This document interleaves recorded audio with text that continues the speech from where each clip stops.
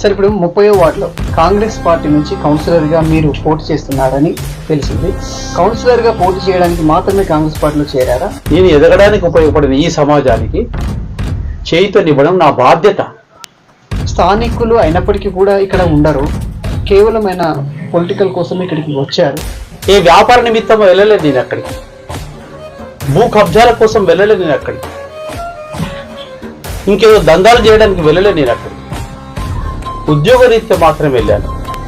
మా పైన ఈ నక్సలైట్ల ప్రభావం మా పైన ఎక్కువగా ఉండడం, ఈ రాజకీయాలు మాకెందుకులే అనుకోకుండా చదువుకున్న వ్యక్తులు, విద్యావంతులు, ప్రొఫెసర్లు కూడా రాజకీయాల్లోకి వస్తున్నారు. పచ్చిపులుసు పోస్తే ఆ పురుగులు తేలి ఆడుతుండేవి. వాటన్నిటిని పక్కకు పెట్టుకుంటూ తింటూ సగం సగము భోజనం చేస్తూ కడుపు మార్చుకుంటూ కష్టపడి చదివాము. నాన్న మాటల్ని ఆదర్శంగా తీసుకొని మా అమ్మ చెప్పిన మాటల్ని నా గుండెల్లో పెట్టుకొని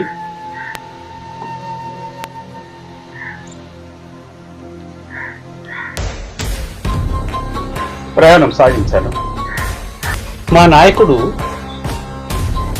దొంతి మాధవరెడ్డి గారు, వారు ఏది ఆదేశిస్తే. మరి ఇంతకుముందు ఉన్న వాళ్ళు, పట్టుకుని ఉన్న వాళ్ళు ఉన్నారు, కాంగ్రెస్ పార్టీలో సీనియర్గా ఉన్నారు, వాళ్ళ పరిస్థితి ఏంటి? నేను ఇప్పుడు పదవి విరమణ పొందాను. నా పుట్టుకి ఇక్కడే, నా చావు ఇక్కడే. నన్ను కని నాలో గుణభుంగ వనమును పాదుకొల్పిన తల్లి నరసంపేట, నన్ను మరిచిన నిన్ను మరువను, నీకు ఇవే నా పవిత్ర ప్రణతులు. Please subscribe Anil A to Z YouTube channel. Hi, hello, నమస్తే. Anil A to Z YouTube channel ద్వారా ఆధ్యాత్మిక, సామాజిక, రాజకీయ, ఆరోగ్య తదితర అంశాలని వినూత్న కోణంలో చూపించే ప్రయత్నం జరుగుతుంది. అందులో భాగంగా ఈరోజు నర్సంపేటకు రావడం జరిగింది. ప్రొఫెసర్ డాక్టర్ గద్దా వెంకటేశ్వర్ గారి ఇంటికి రావడం జరిగింది. వీరు ప్రొఫెసర్గా ఉండి, ఒక సార్గా ఉండి రాజకీయం వైపు అడుగులు పడుతున్నాయి. ఆ అడుగులు ఎందుకు పడుతున్నాయి తదితర అంశాలు తెలుసుకునే ప్రయత్నం చేద్దాం. అదేవిధంగా వీరి జీవిత కోణాన్ని ఆవిష్కరించే ప్రయత్నం చేద్దాం. వీటన్నిటి సారాంశంతో స్ఫూర్తి పొందే విధంగా ఉంటుందని ఆశిస్తూ వీరి రాజకీయ అడుగుల్ని ఎలా ఉండబోతున్నాయో తెలుసుకునే ప్రయత్నం చేద్దాం. సార్ నమస్కారం అండి. మీరు మీ పరిచయాన్ని, రాజకీయం వైపు ఎందుకు వచ్చారు అనే అంశాన్ని చర్చించుకుందాం. నా పేరు డాక్టర్ గద్దా వెంకటేశ్వర్లు. నేను ప్రభుత్వ డిగ్రీ కళాశాలలో ప్రొఫెసర్గా పనిచేసి ఈ మధ్య కాలంలో గత 6 నెలల క్రితం పదవి విరమణ పొందాను. నేను పుట్టింది, పెరిగింది నర్సంపేట దళితవాడలో. నేను పెరిగిన వాతావరణం చాలా దైన్య స్థితిలో ఉండేది. కటిక పేదరికం ఒక పక్కకు, మరో పక్కకు చదువుకోవాలనే తపన, ఇంకొక ప్రక్కకి ఈ సమాజంతో పోటీ పడాలనే ఆలోచన. ఇవన్నీ నన్ను ఎప్పుడూ వెంటాడుతున్నాయి చిన్నప్పటి నుండి. దానికి అనుకూలంగా కటిక పేదరికాన్ని అధిగమించి హరిజనవాడ స్కూల్లో విద్యాభ్యాసం స్టార్ట్ చేశాను. మా 7th class, 8th class, 9th, 10th ఈ ప్రాంతంలో అప్పుడప్పుడే ఈ ప్రాంతంలో నర్సంపేట ప్రాంతంలో వామపక్ష భావాలు కలిగినటువంటి నక్సలైట్ ప్రభావం పొడచూపుతుంది. ఆ సమయంలోనే మేము మా వయస్సు క్రమక్రమంగా, ఇటు విద్య క్రమక్రమంగా పెరగడం, మా పైన ఈ నక్సలైట్ల ప్రభావం మా పైన ఎక్కువగా ఉండడం, ఈ ప్రాంతంలో ఉన్నటువంటి చాలా కమిట్మెంట్, ఒక నిబద్ధతతో పనిచేసినటువంటి గుంటి రామచందర్ కావచ్చు, ఈ మధ్యలో కన్నుమూసిన చిలువేరు సత్యనారాయణ కావచ్చు, వారిని మేము ఆదర్శంగా తీసుకుంటూనే చదువును చాలా తారాస్థాయిలో చదవాలనే తపనతోటి ముందుకు సాగినాం. ఒక పక్కకి పేదరికం ఉన్నప్పుడు అమ్మా నాన్నలు పొద్దున్న లేస్తే కూలికి వెళ్ళడం, ఇంట్లో మేము ఉండలేక మా ఇంటి ముందే స్కూల్, హరిజనవాడ స్కూల్. మాకు దుర్గేష్ సార్ అని గురువు ఉండేవాడు. ఆయనకు మేము బ్రతికినంత కాలం ఆయనకు కృతజ్ఞతలు చెబుతూనే ఉంటాం, చెప్పాల్సిందే, అది మా బాధ్యత. ఇక్కడ ప్రధానంగా ఏంటంటే అసలు పొద్దున్న లేస్తే అమ్మ నాన్న కూలి, అప్పటికే మా వయసు పెరగడం, మా ఇంట్లో 4 మగపిల్లలు, వాళ్ళు తెచ్చిన తిండి సరిపోకపోవడం, వాళ్ళతో కలిసి పని చేయాలనే ఆలోచన కలగడం, అమ్మా నాన్నతో పనికి పోవడం. నేను రైతు కూలి కుటుంబంలో జన్మించాను కాబట్టి, ఒక దళిత కుటుంబంలో జన్మించాను కాబట్టి, శ్రమ ఒక్కటే మార్గం కాదు మనం ఎదగడానికి. దానికి తోడు విద్య అవసరమని ఆ రోజుల్లో గుర్తించాను. చదవడం స్టార్ట్ చేశాను. ఏది చదివినా దాన్ని పూర్తి చేయడం నా బాధ్యతగా భావించాను. పాఠశాల విద్య చదువుతున్న రోజుల్లో హాస్టల్లో ఉండేవాళ్ళం మేము. 8th, 9th, 5th to 10th hostel. SC హాస్టల్లో జీవించిన కాలంలో మేము తీసుకున్న ఆహారం చాలా భయంకరమైన స్థితి. అన్నం పెట్టుకుంటే ఆ అన్నంలో 50% రైస్ ఉంటే దాంట్లో 40% పురుగులే ఉండేది. తెల్ల పురుగులు ఒక పక్కకు తీసుకుంటూ ఒక పక్కకు అన్నం తినేవాళ్ళం. దాంట్లో చారు, పచ్చిపులుసు, ఆ రోజులలో పచ్చిపులుసు పోస్తే ఆ పురుగులు తేలి ఆడుతుండేవి. వాటిని అన్నిటిని పక్కకు పెట్టుకుంటూ తింటూ సగం సగము భోజనం చేస్తూ కడుపు మార్చుకుంటూ కష్టపడి చదివాము. ఆ జీవితాన్ని ఇప్పటికీ మర్చిపోలేను. అన్నీ నాకు తెలుసు. అవన్నీ నేను అర్థం చేసుకున్న వాడిని, అనుభవించిన వాడిని కాబట్టి అంబేద్కర్ చెప్పినటువంటి విధానంలో భాగంగా చదువునే ప్రధాన భూమికగా లక్ష్యంగా ఎంచుకున్నాను. నేను చదువుకుంటే నాకు 500 రూపాయలు స్కాలర్షిప్ వచ్చేది. ఈ రెండింటిని కంపేర్ చేసుకొని మా అమ్మని అడిగితే, మా అమ్మతో చెప్తే ఏమంది అంటే, బిడ్డ మిమ్మల్ని ఇంతకాలం చదివించాము, ఇక పని చేసుకోమని మా అమ్మ చెప్పింది. మా నాన్నగారిని అడిగాను. మా నాన్న అన్నాడు, బిడ్డ నీకెంత చదవాలనుకుంటావో అంత చదువు అని చెప్పిన తర్వాత నాన్న మాటల్ని ఆదర్శంగా తీసుకొని మా అమ్మ చెప్పిన మాటల్ని నా గుండెల్లో పెట్టుకొని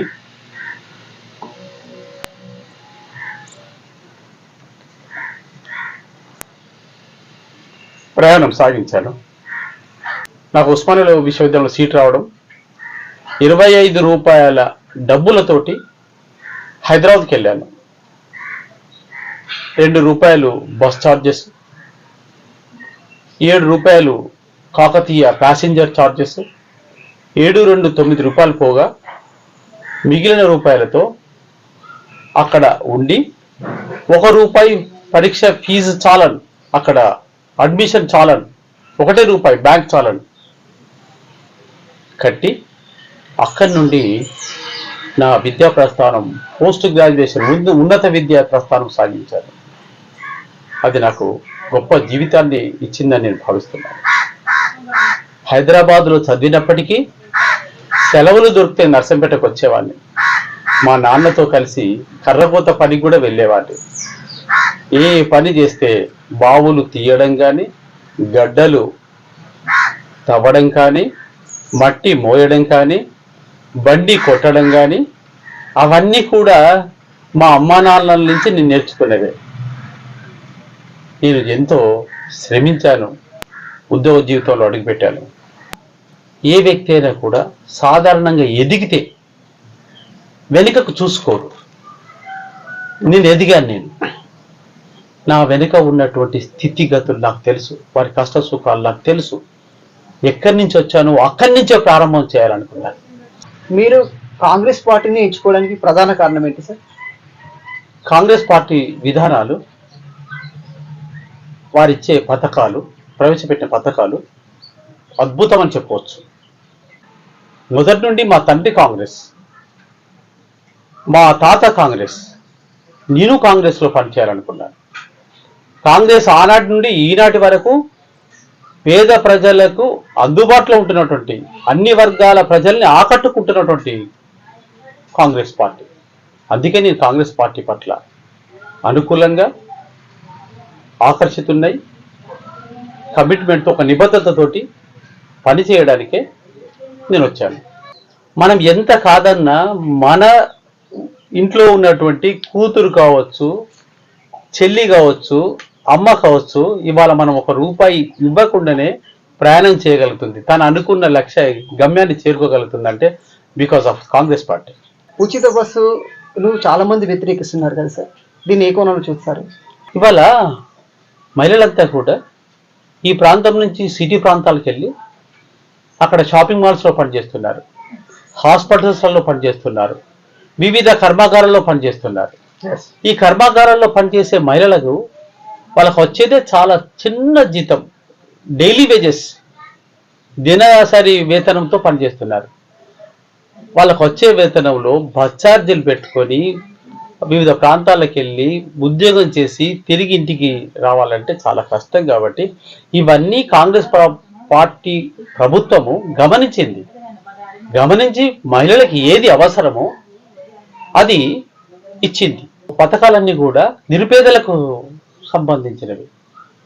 అందుకే నిరుపేదల కోసం ఈ బస్ సౌకర్యం కావచ్చు, ఇంకేదైనా కావచ్చు, సన్నబియ్యం కావచ్చు, అది ఈ కాంగ్రెస్ ప్రభుత్వం చేపట్టింది. కాబట్టే నేను ఈ పార్టీ పట్ల ఆకర్షితుడయ్యా. సార్, ఇప్పుడు 30వ వార్డులో కాంగ్రెస్ పార్టీ నుంచి కౌన్సిలర్గా మీరు పోటీ చేస్తున్నారని తెలిసింది. కౌన్సిలర్గా పోటీ చేయడానికి మాత్రమే కాంగ్రెస్ పార్టీలో చేరారా, లేకపోతే ఇంకేమైనా ఆలోచిస్తున్నారా? మా నాయకుడు దొంతి మాధవరెడ్డి గారు, వారు ఏది ఆదేశిస్తే నేను వారి ఆలోచనని, వాళ్ళ ఆదేశాన్ని శిరస వహించి నేను ముందుంటాను, ఫాలో అవుతాను. అందులో సంశయం ఎక్కడ కూడా ఎవరు కానీ పడవలసిన అవసరం లేదు. వారు ఆలోచన కూడా ఎలా ఉంటుందంటే ఈ సమాజానికి ఎవరైతే బాగుంటుంది, ఎలా అయితే బాగుంటుంది అనేది తెలుసు వారికి. ఈ వార్డులో 30వ డివిజన్లో గనుక పనిచేయమని ఆదేశిస్తే తప్పకుండా చేస్తాను. సార్, ఇక్కడ ఇంకో విషయం ఏంటంటే స్థానికంగా కాంగ్రెస్ పార్టీలో 30వ వార్డుకు సంబంధించి ఏ వార్డు అయినా, ముఖ్యంగా నర్సంపేట డివిజన్ సంబంధించి ఎక్కడైనా కూడా ఆయా ప్రాంతాలలో పోటీ చేయడానికి సిద్ధంగా ఉంటారు. అలాగే 30వ వార్డులో కూడా పోటీ చేయడానికి సిద్ధంగా ఉంటారు. కాంగ్రెస్ పార్టీ నుంచి ఆశావాహులు కూడా ఉంటారు. మీరు అన్నట్టుగా పోటీ చేయడానికి ఒకవేళ మాధవరెడ్డి గారు ఆదేశిస్తే పోటీ చేస్తా అంటున్నారు. మీరు స్థానికులు అయినప్పటికీ కూడా ఇక్కడ ఉండరు, కేవలమైన పొలిటికల్ కోసం ఇక్కడికి వచ్చారు. ఒకవేళ తను గెలిచినా ఓడితే మళ్ళీ తిరిగి తను ఎక్కడ నివాసం ఉంటున్నాడో అక్కడికి వెళ్తాడు, గెలిస్తే ఇక్కడ ఉండే ప్రయత్నం చేస్తాడు తప్ప.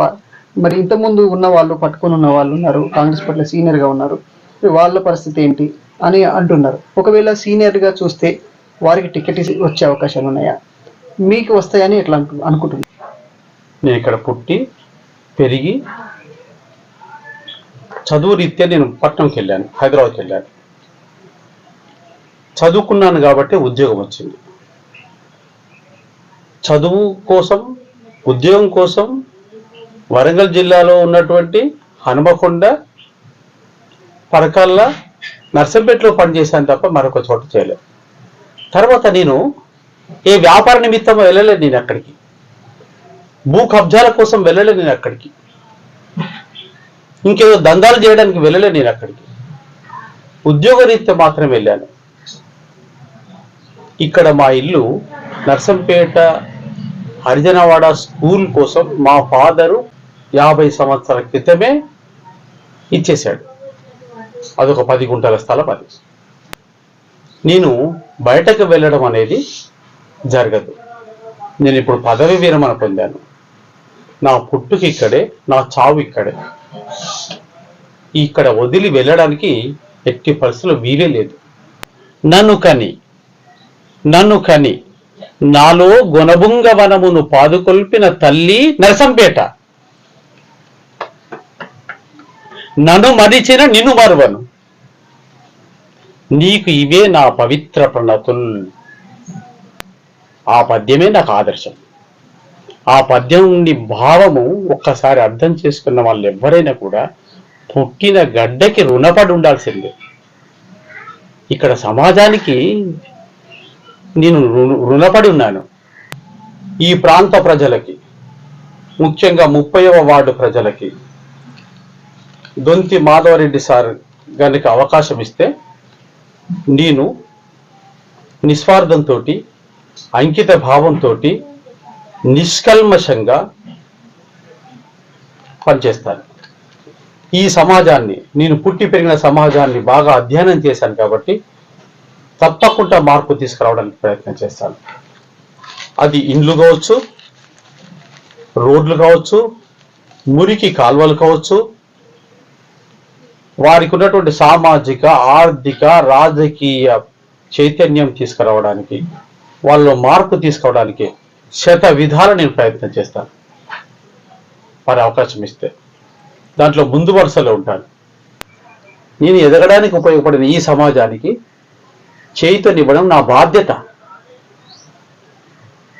ఎప్పుడూ ఈ సమాజానికి చైతన్యం అందించడానికి సిద్ధంగానే ఉంటాను.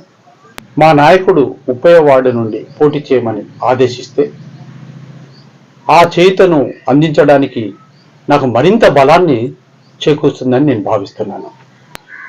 ఈ సందర్భంగా మీకు ఒకటి గుర్తు చేయాలి. నేను ప్రొఫెసర్గా పనిచేసి రిటైర్మెంట్ తీసుకున్న తర్వాత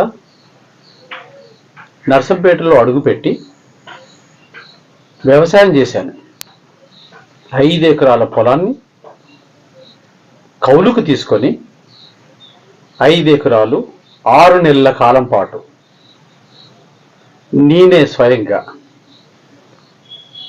దగ్గర ఉండి నేను దాంట్లో భాగస్వామిని పనిచేస్తూ పంట పండించాను.